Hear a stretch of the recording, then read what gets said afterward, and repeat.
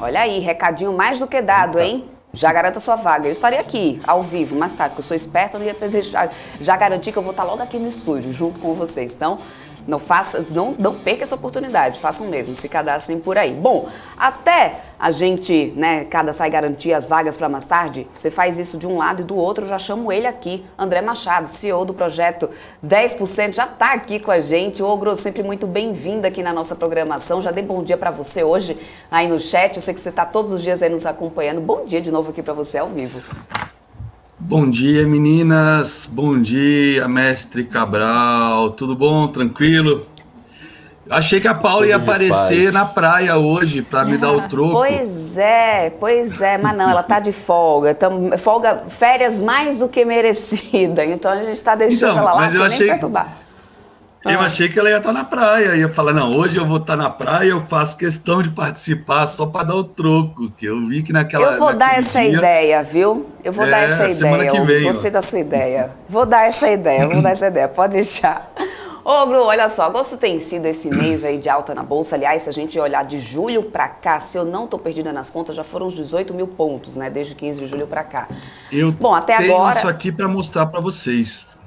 Oba, bom, o fluxo estrangeiro também tem sido bem forte, né, nesses últimos dias. Ó, em termos de pontos, eu não sei, mas com o fechamento de ontem, subiu 18,65%. Posso também pegar em pontos, está dando aqui até ontem 17.765 pontos. Com essa alta de hoje, a gente tem um pouquinho mais, né? A gente tem aí os 18 mil que você falou, 18%, 18 mil. Olha aí, eu só não acerto na loteria, Ogro. Eu só não acerto na loteria. Mas, ó, eu quero entender do seu ponto de vista como que você está avaliando essa boa disparada. É um voo de galinha, não é? Eu sei que, aliás, já tem alvos aí sendo atingidos, que você já tinha traçado isso lá atrás. Eu vi que você postou sobre isso no seu Instagram. Mas eu quero entender do seu ponto de vista também se tem gatilhos para poder continuar nesse movimento, né? E o que você está projetando para a nossa Bolsa nesse cenário? Porque aí tem uns alvos aí que você já mandou muito bem. Então, conta aí para gente. Então, eu tenho um alvo agora na região de 118 mil pontos. Seriam 5 mil pontos para cima. Mas, respondendo a sua pergunta, eu acho sim que é um voo de galinha ou de urubu, né? Lembrando aí o nosso querido Flamengo, né, Cabral? E... qual a razão disso? É uma coisa que eu faço há 20 anos e que eu não abro mão. Eu sei que tem sempre uma taxa de falha. Eu lembro a primeira vez que eu estava trocando essa ideia com alguns traders, lá nos idos de 2007, que eu falei, eu acho que esse nosso índice não vai subir muito, porque o SP500 está caindo. E aí o pessoal falou, mas qual a correlação do SP500 com o índice? É de 100%? Eu falei, não é. Então não me interessa. Eu falei, não é de 100%, mas sei lá, empiricamente falando, 95%. Então, quando eu olho o Ibov, eu sempre vejo o Ibov como um espelho, né, um reflexo aí do SP500, que é a Matrix, é a nave-mãe. E assim é praticamente com todos os índices bursáteis do mundo, né? Países desenvolvidos acompanham o SP500, assim como os principais países emergentes aí das principais economias como a nossa. É óbvio que quando a gente fala de bolsas como, por exemplo, a chinesa, acaba tendo, como a segunda maior economia, acaba tendo também sua dinâmica própria. Mas, em geral, até a bolsa chinesa ela vai ter um reflexo do que acontece na economia americana. Afinal de contas, os Estados Unidos são o maior importador de produtos da China. Então, se a China é essa potência que se tornou aí nos últimos 20 anos, justamente por essa dinâmica aí comercial entre Estados Unidos e China. Então, a Matrix, né, ou o SP500, que é o índice mais representativo da Bolsa Americana, 500 ações, ponderado por market cap, diferentemente do Dow Jones, que são 30 ações e é ponderado por uma média aritmética simples. O SP500, ele tem cerca de aproximadamente 100 setores da economia americana, então ele é super representativo de tudo que está acontecendo na economia americana. E, como todo mundo vem comentando há semanas, é unanimidade que a economia americana vai entrar numa recessão. Até porque, foi o que eu comentei nas últimas entrevistas que nós fizemos, não tem como, na minha humilde opinião, não sou economista, tudo que eu sei até hoje foi de muito estudo self-made, né? E além do próprio mercado no dia a dia, não tem como uma economia como a americana, uma inflação como a americana, ela ser derrubada se não for com recessão. E, infelizmente, mas são ciclos econômicos, também com desemprego, que é o que a gente não vê agora. Até os últimos dados do PIB americano, né, que caiu menos 0,09, se eu não me engano, né, mas colocou os Estados Unidos aí no segundo trimestre de queda, que é considerado uma recessão técnica. Os próprios membros do governo rejeitam esse termo recessão, né, porque ninguém gosta de recessão, é impopular, né? Como dizia Ronald Reagan nos anos 80, né? Recessão é quando cai o PIB dos outros países, depressão é quando cai o PIB dos Estados Unidos, do nosso país, né? Então, os Estados Unidos, o próprio Jeremy Powell, e amanhã a ata vai ser super importante. Ele, na coletiva aí do último aumento de 0,75, ele foi naquela linha do morde-a-sopra, e a gente viu esse rally desde então, ele no sentido de que a gente vai tentar fazer o soft landing, vamos tentar derrubar a inflação sem recessão, sem desemprego.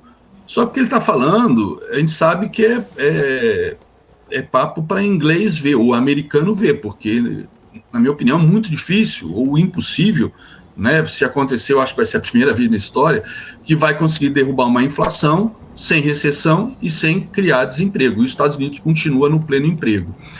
Então, mas por que então dessa alta, e por que eu acho que é voo de galinha? Porque a recessão, eu acredito que vai vir. Mas esse voo esse voo de galinha pode durar bastante, né? Porque foi até um dos comentários que eu fiz com vocês aí na penúltima entrevista, penúltima até a antepenúltima, lá na praia, que eu falei, olha, tem um detalhe aqui que a gente talvez esteja deixando passar, que é justamente a taxa de juros real. Quando a gente vê uma inflação que saiu de 9,1 em julho nos Estados Unidos, caiu para 8,5, então ajudou, né, nessa narrativa de que a inflação está caindo e que vai continuar caindo, e talvez os Estados Unidos não precisem entrar em recessão, talvez o Fed não precise aumentar tanto. Quando a gente vê essa inflação de 8,5, né, com o último aumento de 0,75, a gente tem uma taxa de juros no Fed, né, naquela faixa de 2,25 a 2,5. Se a gente pega o final da faixa, né, 2,5, com uma inflação de 8,5, a gente tem um juros real nos Estados Unidos de menos 6%.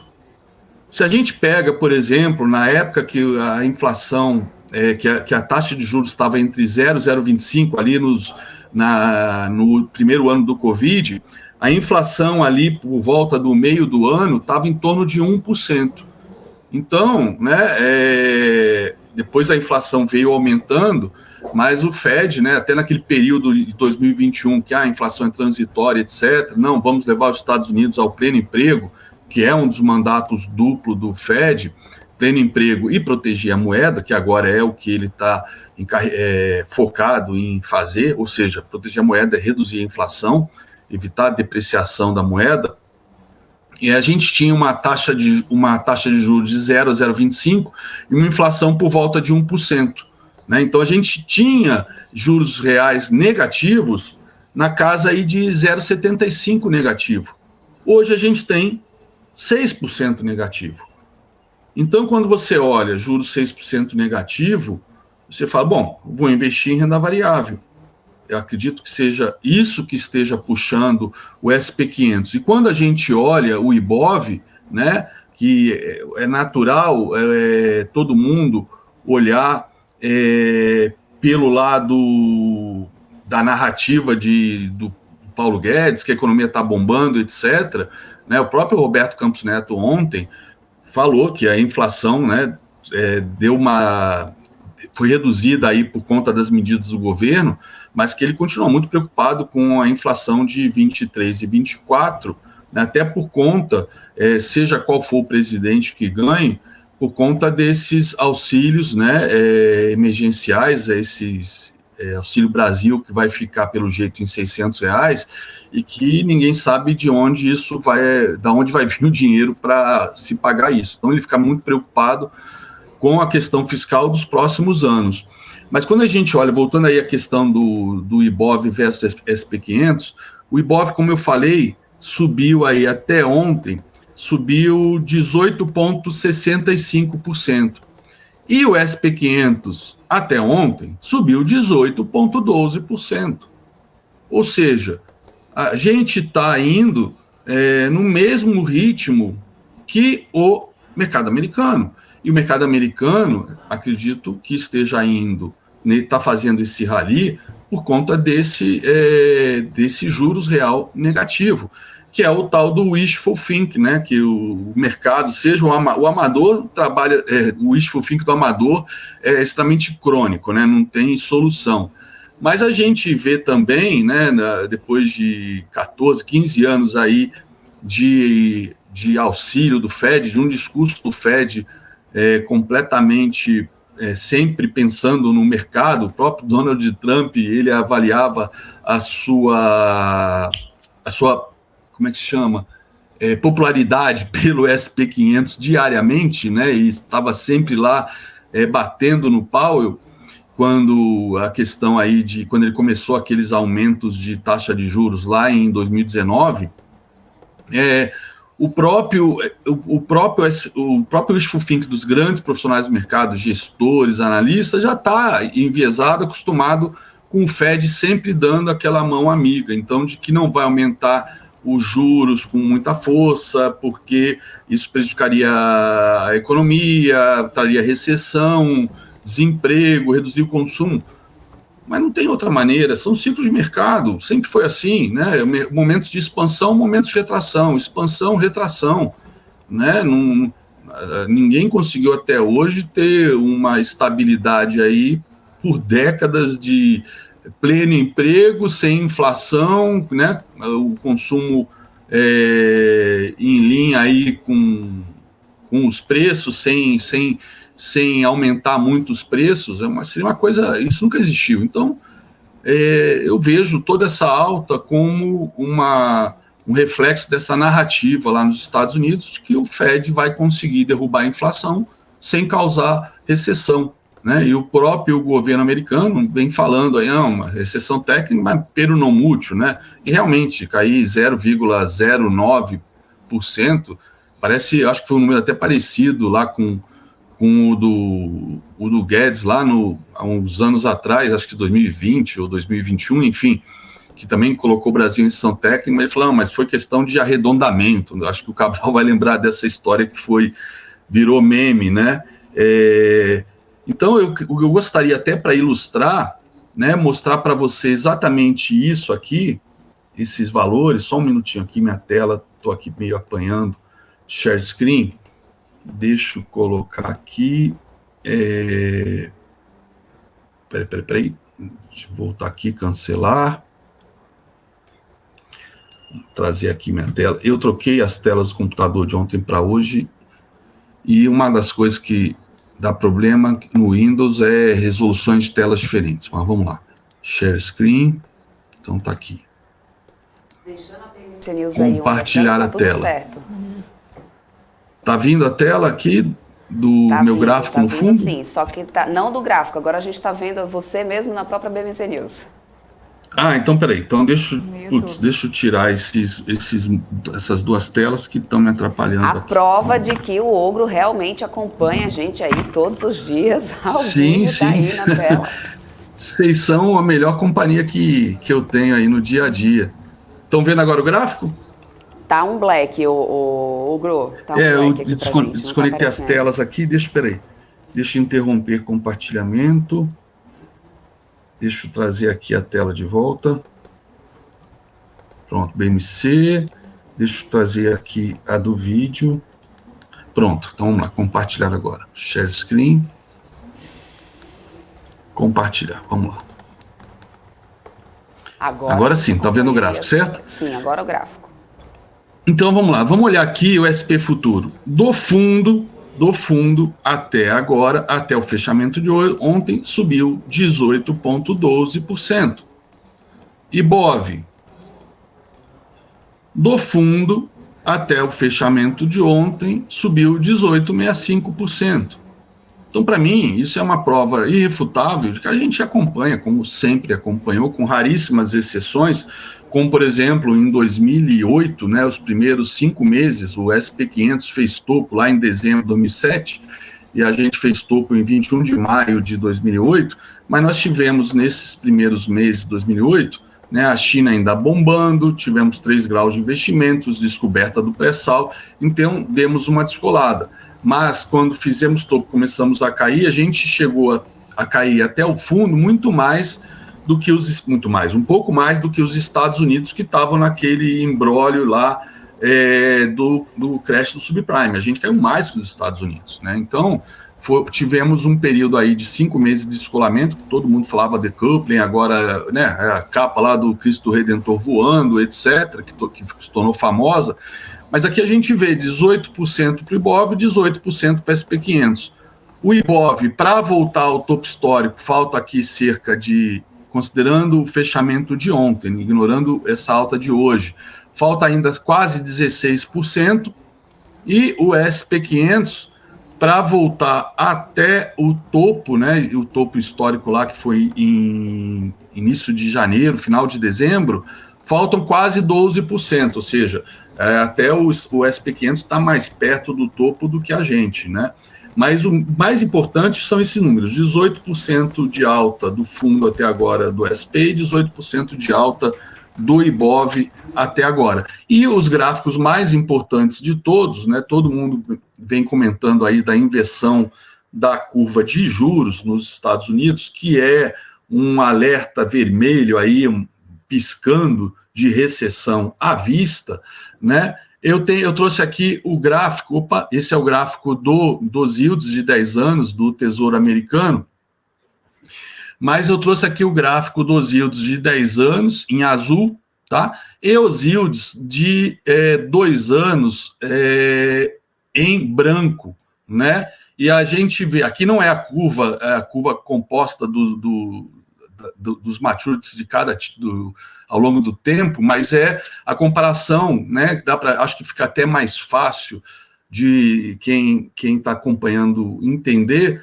A gente está vendo aqui a inversão da curva de juros, exatamente esse diferencial aqui que a gente tem entre a linha branca e a linha azul. A linha azul são 10 anos, a linha branca são 2 anos, ou seja, os juros pagos, cobrado, né, os yields pagos por esses títulos de 2 anos, eles estão pagando mais que o de 10 anos. E o normal, né, é sempre o contrário, porque daqui a 10 anos, ninguém tem ideia do que vai acontecer daqui a 10 anos.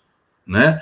10 anos envolve uma série de incertezas, e aí a remuneração desses títulos normalmente é maior do que um título de curto prazo, né? Porque por conta de incertezas, inflação, uma série de coisas. E aqui a gente está vendo exatamente o contrário. Esse é o alerta que vem sendo dado, que é um sinal de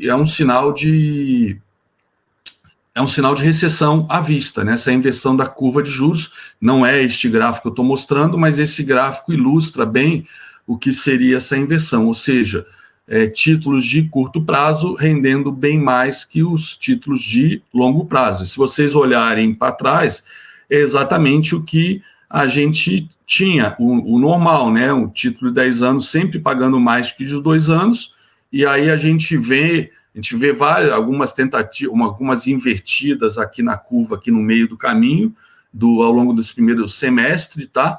E agora a gente vê claramente essa inversão da curva de juros aqui, olhando o diferencial da linha branca, pegando o diferencial da linha branca e da linha azul. Eu não sei se esse gráfico, até o Cabral pode me corrigir, porque ele sabe desenhar isso na unha com Excel. Se eu fizer essa subtração, né, poderia ser uma curva de juros invertida. Eu acho que não, porque senão estaria mostrando que ela está invertida desde março de 2021, que não é o caso. Então, isso aqui ignora. É que eu acho que aqui no TradingView não tem a curva de juros. Eu não entendi a pergunta. Você quer diminuir 10 do 20, é isso?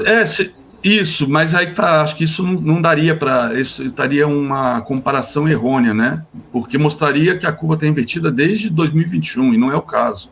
Ela mostrando aqui realmente cada curva, e aí sim, o valor de cada uma, a gente vê que realmente a inversão começou para valer por volta agora de junho, né? Por volta de junho a gente tem, e agora isso aqui mais acelerado, agora nesses últimos dias. Então isso seria o sinal um sinal de recessão à vista, mas como eu mencionei, o SP500 vem nesse rally aqui espetacular, inclusive ele está chegando bem perto do seu terceiro alvo, tá? Eu já tinha o nosso alvo do Ibovespa, os 3 alvos foram rompidos, e aí eu fiz um ajuste até de um alvo maior, porque diferentemente do SP500, que montou esse pivô de alta bem bonito aqui, o Ibovespa, ele fez um padrão, e aí aqui no Profit está mais bem desenhado. Quer ver? No Profit, eu tenho, cadê Ibov? Eu tenho aqui no Profit mais bem desenhado, né, esse padrão aqui de deriva, tá? Que aí o primeiro alvo que eu tinha projetado foi quando rompemos esse topo, e até coincidiu de, nesse dia aqui, né, eu estava até no momento em entrevista com vocês, numa terça-feira, e aí ele estava até caindo e testando aqui justamente este topo, e eu comentei, galera, não precisa se preocupar, porque ele rompeu este topo, pelas divergências que a gente tem aqui, eu vou mostrar aqui essas divergências rapidamente, pelas divergências que a gente tem aqui no IFR e pelo Advanced Breakout que temos aqui no IFR, ele deve ir embora esse Ibovespa para buscar esses alvos, e isso que está acontecendo agora é apenas o que a gente chama na análise técnica de um pullback de livro, realmente foi de livro, né? Ele bateu a mínima bem aqui nesse topo e foi embora, né? E sexta-feira rompeu o terceiro alvo, e aí em linha com o SP500 eu acabei projetando aqui toda essa deriva, que não deixa de ser uma consolidação, só que chama deriva porque é uma consolidação que mostra uma queda contínua, mas uma queda contínua sem amplitude e com essas divergências altistas, tanto aqui no IFR, quanto também no OBV, né? O OBV também, ó, até mais aguda, essa divergência altista. Então, o rompimento aqui era bastante seguro para compra, bastante seguro para quem que tenta pegar a faca caindo, esse suporte aqui, né? Que é uma retração super importante de toda a alta que o Ibov fez lá do fundo do Covid até o topo lá, em junho do ano passado, né? E é aquela retração que eu sempre comento, que normalmente segura o índice para provocar ou uma correção ou uma reversão de tendência. Por enquanto, a gente ainda pode falar de correção de tendência, tá? Como o SP500, apesar dele ter rompido a média de 200, que ela inclusive virou para cima, e eu já poderia até afirmar que a gente está numa tendência primária de alta a partir desses últimos dias, mas a gente precisa ter uma correção para fazer um fundo realmente mais alto que esse aqui e a retomada da alta, né? E a gente não tem, a gente teve essa subida muito forte que deixa o preço muito afastado das médias, e existe um mandamento da análise técnica, mas que na verdade o próprio Daniel Kahneman, no livro dele, Rápido e Devagar, ele comenta que a tendência tendência que eu falo é o padrão, né? Não é análise técnica, mas o normal é sempre qualquer dado estatístico voltar à média, então não estou falando nem de preço, qualquer dado estatístico, notas de uma turma de escola, nota de uma criança ao longo do ano, habilidade de um piloto de caça da Força Aérea de Israel, que até é um exemplo que ele deu no livro dele, ou seja, o normal é sempre a gente voltar para a média, né, para a performance mediana. Então a gente está completamente afastado das médias, ou seja, é um lugar perigosíssimo, né, eu diria até extremamente equivocado para pensar em compras agora. É claro que o Ibov mostrando essa força, a gente tem que analisar os papéis individualmente, né, vários papéis aí subiram bem mais de 50%, 70%, mas eram papéis que caíram 90%, então uma alta de 70% não é nada para quem está comprado no topo, precisaria de 900% de alta para zerar as perdas. Agora, para quem está comprado em fundo, é uma alegria, né? Esses movimentos agora realmente aonde se faz muito dinheiro, é nesse tipo de situação, não só nas quedas também, mas principalmente nas recuperações, né? Que a gente consegue acertando um fundo, pegar muita grana. Agora, de novo, eu acho que tudo isso é um voo de galinha, está aqui o SP500, né, ainda tem espaço para subir mais um pouquinho, pode até vir, né, nesse wishful think aí, com esses juros negativo de 6%, que é na época que o mundo inteiro estava em juros negativos, a gente só viu as bolsas explodindo para cima, mas nenhum país teve uma taxa de juros negativa tão acentuada como está os Estados Unidos agora. Por isso que tem muito Fed Boy aí batendo que tem que vir com a mão mais pesada, tem que trazer mais aumentos nas taxas de juros para realmente derrubar essa inflação, mas os últimos dados de inflação aí deixaram o mercado bastante animado, né, com aquela queda de 9,1 para 8,5. Agora, uma coisa que ajudou muito nessa inflação foi o petróleo. Posso te cortar? Oi, claro. Eu concordo com tudo, mas o fluxo de gringo tá insano, meu camarada. Sim. Os caras botaram 2.620, o sexto maior fluxo num só dia do ano foi sexta-feira. Os caras estão muito pesado. Não, e em 15 dias, que é metade do mês só passado, já é o segundo maior mês do ano, né? Só perde para março. Só perde para fevereiro. Fevereiro. Mas a gente lembra fevereiro estava 10,9 bi e agora 10,04, considerando 10 pregões. Então, mas a gente viu que, por exemplo, com todo esse fluxo, bateu dia 1º de abril, fez topo e caiu 22 mil pontos, né? Então, é dinheiro de motel. Mas ali você tinha lockdown na China pesado, né? Agora esse lockdown, ninguém fala bem lembrado. Bem lembrado, China reduziu a taxa de juros em 10 pontos ontem, né? E ela está com uma taxa de juros batendo com a inflação do ano, né? Mas a China está com uma questão imobiliária aí pendente, não só imobiliária, né, interna, que tem sido tratada aí pelo PCC como uma... Deixa eu até tirar aqui a tela. O problema de China é crédito de confiança. Ninguém sabe se vai receber o imóvel, aí com medo não está pagando. Não é só isso. A China gastou quase $1 trilhão na Rota da Seda e os países estão começando. A China vai ter que administrar uma crise de dívida, né, desses empréstimos, que já tem vários países ficando inadimplentes e não pagando esses empréstimos. A China bombou infraestrutura ao redor do terceiro mundo, né, ali no Indo-Pacífico, na África, na Ásia, e esses países já estão deixando de pagar a dívida. Paquistão, Sri Lanka, alguns da África, foram $1 trilhão que a China injetou. Então, ela conseguiu bombar a sua infraestrutura, não só internamente, com o setor imobiliário, onde o cara ganhava o dinheiro, a imobiliária ganhava o dinheiro da compra do imóvel, e ao invés de construir imóvel, ia comprar mais terreno para fazer mais lançamento, e com isso não está entregando os lançamentos. Alguns nem começaram a construção, e por isso os chineses já estão deixando de pagar os seus imóveis. mas é uma crise de confiança que, como que o PCC, por exemplo, vai forçar que os chineses continuem pagando essas hipotecas se não recebem os imóveis? Se tem muitos casos de imóveis que nem começaram a ser construídos em algumas regiões. Como fazer um chinês médio pagar por algo que ele não vai receber e nem começou? Basta o chinês ir lá na planta onde ele comprou o imóvel, olhar e falar, não tem nada aqui, né? Então, o dinheiro sumiu.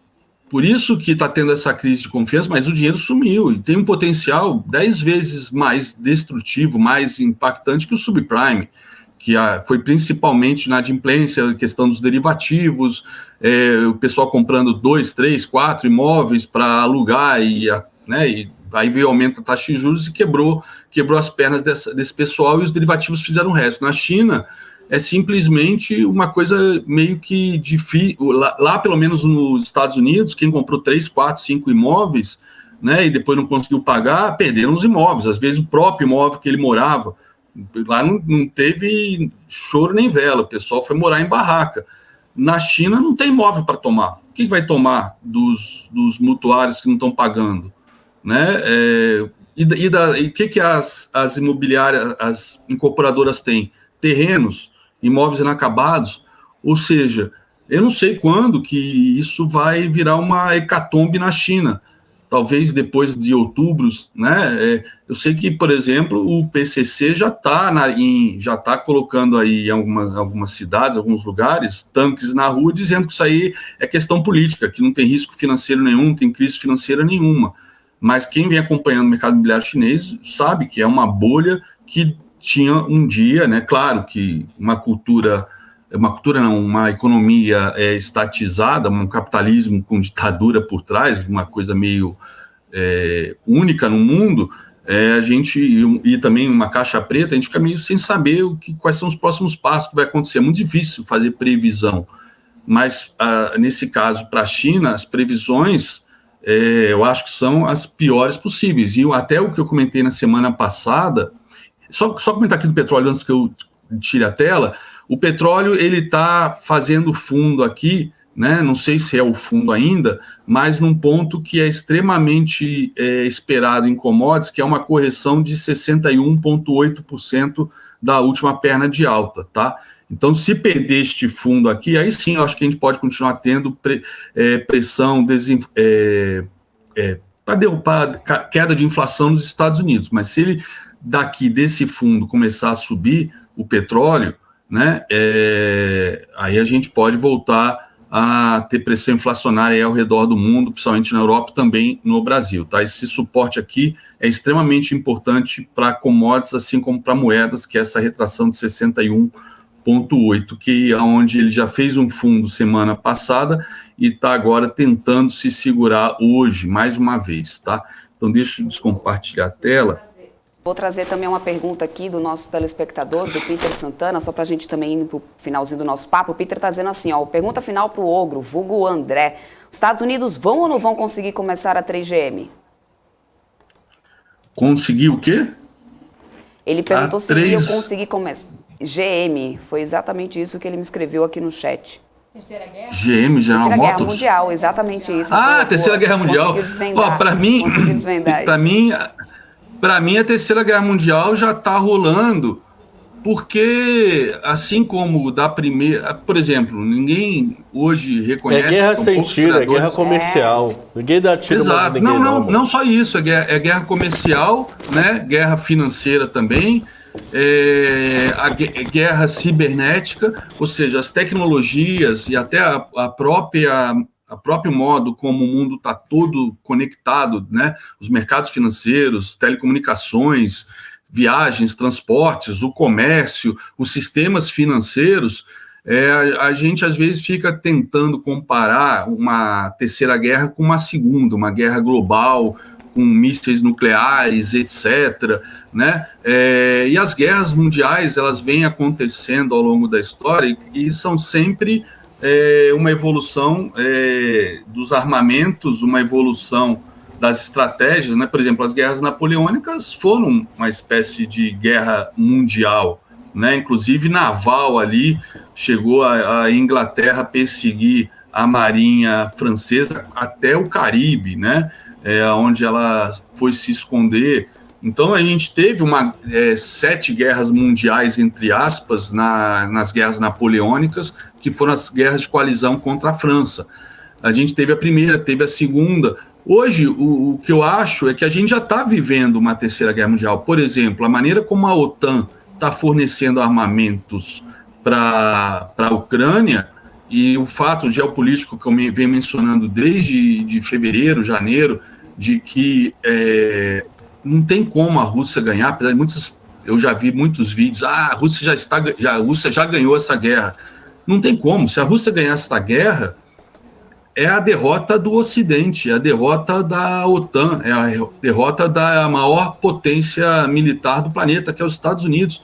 E aí sim a gente poderia marcar realmente a ascensão, né, da China como possível nova potência até 2049, que é algo que acho que o Ocidente como um todo, ninguém quer ficar tendo como uma potência hegemônica que vai dar as cartas, porque é isso que as potências fazem, foi isso que a Inglaterra fez no período vitoriano, todo o século XIX, é isso que os Estados Unidos vem fazendo desde a Primeira Guerra Mundial, né? Primeira e Segunda Guerra Mundial, os Estados Unidos acertou na loteria, porque as guerras, apesar da Segunda Guerra Mundial ter envolvido o Pacífico, mas foram guerras basicamente no território europeu, que foi totalmente destruído na Primeira e na Segunda, e os Estados Unidos nasceu como uma potência industrial justamente para recuperar, né, fornecer equipamentos, fornecer produtos de primeira necessidade, indústria de base das indústrias destruídas na Primeira e na Segunda Guerra Mundial. Então, os Estados Unidos ele tem toda essa hegemonia. Perder isso para a China agora ninguém quer, né? Então, apesar dos Estados Unidos dar as cartas desde a Primeira Guerra Mundial, é assim que funciona, desde o Império Romano. Não adianta agora ficar com ideologia, a gente tem que ser pragmático. Os Estados Unidos que dava as cartas, os Estados Unidos vai deixar das cartas para a China? Não. Isso só acontece, a derrota de um império, aí sim, em guerras catastróficas, né? Como foi a Primeira Guerra Mundial, que derrubou o Império Britânico, né? E, enfim, eu acho que a China está indo numa rota de se eclipsar nos próximos anos, porque, como a gente sabe, uma ditadura nunca é algo que possa se sustentar ao longo do tempo. O ser humano não nasceu para viver sobre uma ditadura, uma coisa que não funciona. A gente precisa da liberdade, e a China vem conseguindo conduzir isso com muita facilidade por conta da classe média que está crescendo, etc. E agora com essa questão imobiliária? É uma incógnita. A entrevista da semana passada que eu falei que boa parte dessa inflação foi por conta de commodities, a China, no caso, se não me engano, do milho, ela está com 80% de todo o milho produzido estocado, né? Acho que soja 70%, enfim, ela está no total, quando pegar milho, não, 80% acho que não deu nem arroz. Milho, arroz, soja e trigo, ela está com 60% de tudo que foi produzido no mundo estocado em silos. Por que ela está fazendo isso? A China sempre faz tudo com muito planejamento. Será que é justamente antecipando conflito com Taiwan? Será conflito com os Estados Unidos, com o Ocidente? Tem muita variável aí em aberto para a gente agora poder dizer que vamos entrar num bull market eterno não, mas que vamos estar subindo. Mesmo com esse fluxo todo que entrou, a gente viu o fluxo recorde lá em fevereiro, mas chegou em março, acabou. Março fez topo. Se a gente tiver ainda mais um mês e meio de alta, ok, podemos ir aí aos 118 mil, a gente passa por uma correção, depois vai até os 118, e até os 118 em linha reta, mais 5 mil pontos, não acredito. A SP500 está chegando num alvo importante, né? Enfim, eu sou famoso por não cair em narrativa, né? E, vocês me conhecem bem, o pessoal me xinga muito por causa disso. Imagina, mas é mais do que bem-vinda a sua opinião, aliás, sempre, viu, Ogro? Sempre mesmo. E, aliás, obrigado, fica boa provocação aí em relação né, ao que a China tem feito. Aliás, sobre China e Estados Unidos, eu tenho uma notícia daqui a pouquinho, mas antes eu quero me despedir de você, Ogro, que é sempre uma grande oportunidade conversar contigo, entender um pouco mais a sua linha de raciocínio, do que você tem esperando do mercado. E eu já conto, claro, com você na semana que vem. Vou sugerir da Paula também, né, dar uma folguinha ali nas férias, só para te dar a resposta, a provocação para você também. Isso, mas eu mereço, eu mereço. Semana que vem. Beijos, até meninas. Até a semana que vem. Abraço, mestre. Até tchau, mais. Tchau. Manda um abraço pro Mário. Que Mário? O melhor analista técnico que sai de dentro do armário. Tchau, aliás, é isso aí. Tchau, tchau. Tchau, tchau. Beijo na nuca, mestre. Abraço, tchau, tchau. Abraço.